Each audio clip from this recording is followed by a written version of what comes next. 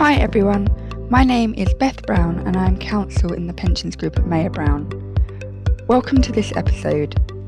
In these episodes, we cover different topics each month, providing an overview of the issues faced by pension industry practitioners and offering some practical insight. The time spent listening to these episodes can count towards solicitors' continuing competence and PMI CPD requirements. All the episodes are available on our Mayer Brown YouTube channel, as well as iTunes, Google Play and Yahoo. You can also subscribe to this channel so that new episodes are shown automatically in your subscriptions feed. Hi everyone. You will recall that back in May, I talked about the draft regulations setting out the new statutory transfer conditions coming into force. I am going to revisit the statutory transfers today, as the final regulations have now been published and there's a slight move away from the original 4 conditions that I talked about previously. The Pension Scheme Act and the new regulations seek to minimise pension scams to protect members and their savings.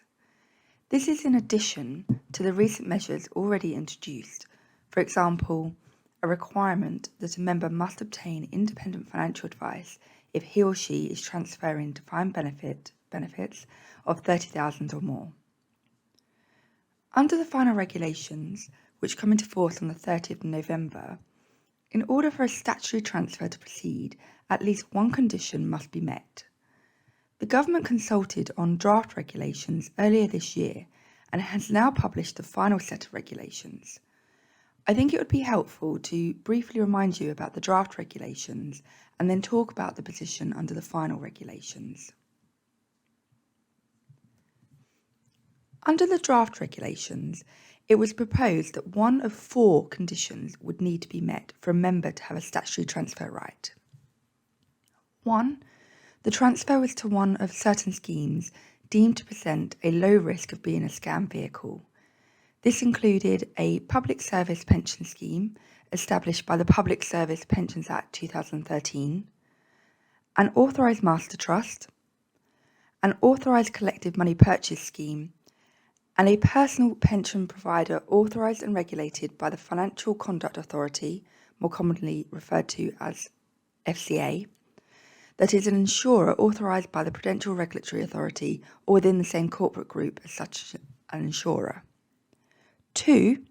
The transfer was to a UK occupational pension scheme and the member could demonstrate an employment link with the receiving scheme. 3. The transfer was to a qualifying recognised overseas pension scheme, or what is called a CUROPS, and the member could demonstrate either an employment link or a residency link. And 4. For all other transfers, no amber or red flags were present. If an amber flag was present, the transfer would only be able to proceed if the member took pension scam advice from the Money and Pension Services, or what is called MAPS. If a red flag was present, the transfer could not proceed. The government has now published the final regulations, and there have been some important changes to the regulations made. The first point to note is that while the first condition that the transfer is authorised if made to certain schemes remains, it has changed slightly as FCA authorised personal pension schemes have been removed from the list of low-risk schemes. A much more significant change is that the second, third and fourth conditions have been merged into a single second condition.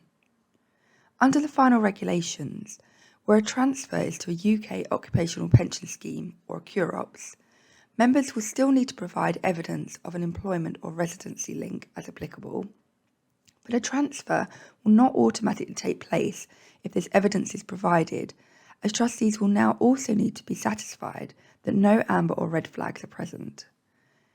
If the trustees are not satisfied that the evidence provided does demonstrate an employment or residency link, that in itself will be an amber flag, and the transfer will only be able to proceed if the member obtains advice from MAPS.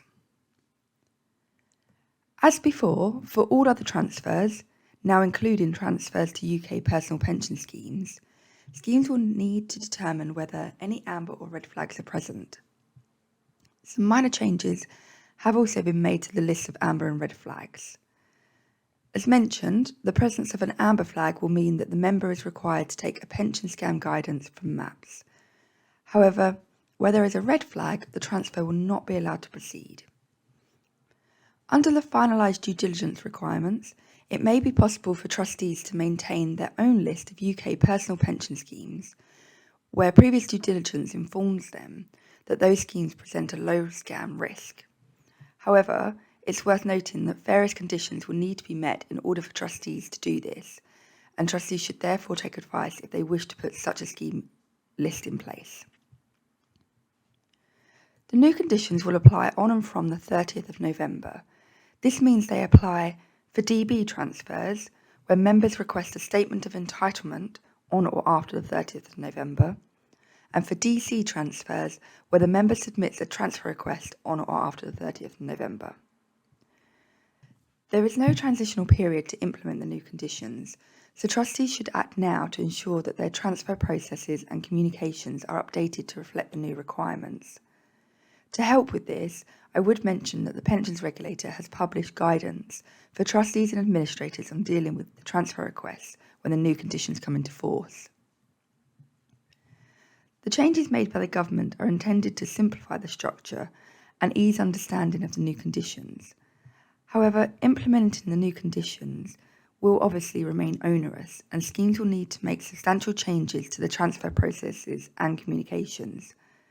So schemes should work closely with their administrators as soon as possible to ensure that the necessary procedures are put in place. Thank you for listening. This episode is an overview of the law in this area, and how the law will apply in any particular case will depend on the individual circumstances. Please therefore remember to seek legal advice on your particular circumstances.